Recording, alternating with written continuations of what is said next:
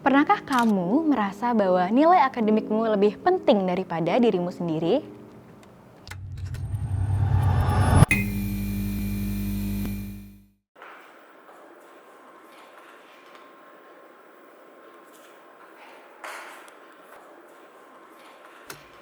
Kita semua tahu bahwa masa remaja adalah fase penting dalam pembentukan identitas diri. Namun, ada satu masalah besar. Bagi sebagian remaja, terutama remaja gifted atau berbakat, identitas mereka justru sering direduksi hanya pada prestasi akademik. Akibatnya, mereka mulai melihat diri mereka bukan sebagai individu yang utuh, melainkan sebagai nilai, peringkat, atau ekspektasi. Mereka mungkin berprestasi tinggi, tetapi di saat yang sama mengalami kesedihan, kecemasan, bahkan kebingungan tentang siapa diri mereka sebenarnya. Di Indonesia, tantangan ini sebagian besar tidak terlihat. Fokus pengembangan siswa berbakat hanya tertuju pada performa kognitif, mengabaikan kebutuhan emosional mereka. Lebih lanjut, penelitian yang ada selama ini didominasi perspektif orang dewasa, sehingga meminggirkan pengalaman hidup remaja berbakat itu sendiri.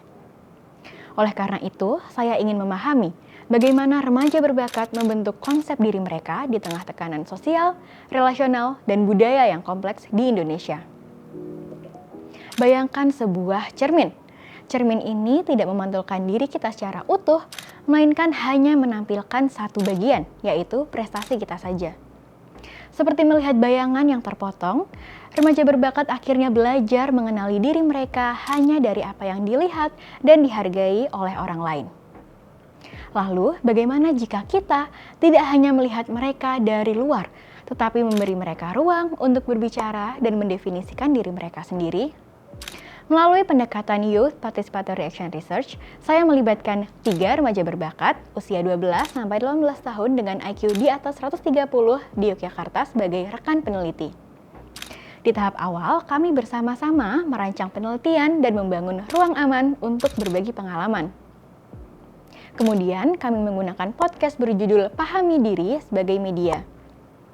Mereka tidak hanya menjadi partisipan, tetapi juga menjadi suara utama dalam penelitian ini.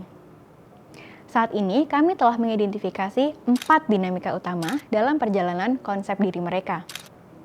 Mereka mengatakan, "Aku bukan pintar. Aku hanya berbeda dan lingkunganku yang bereaksi terhadap hal itu." Mereka menggambarkan keberbakatan atau giftedness sebagai pedang bermata dua. Mereka ingin dilihat sebagai manusia, bukan sekadar instrumen atau alat. Dan yang paling penting, mereka sedang belajar menerima diri mereka sendiri.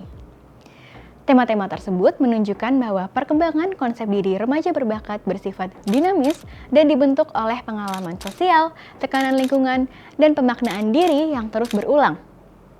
Pertanyaannya sekarang adalah, apakah kita akan terus melihat remaja berbakat hanya dari prestasinya? Ataukah kita akan mulai membangun sistem pendidikan yang memahami mereka sebagai individu yang kompleks dengan kebutuhan sosial dan emosional yang sama pentingnya? Saya yakin jawabannya adalah kita perlu mulai melihat mereka sebagai manusia seutuhnya.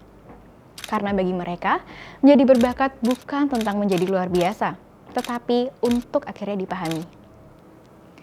Berikut merupakan skripsi saya Argia Hanisi, terima kasih.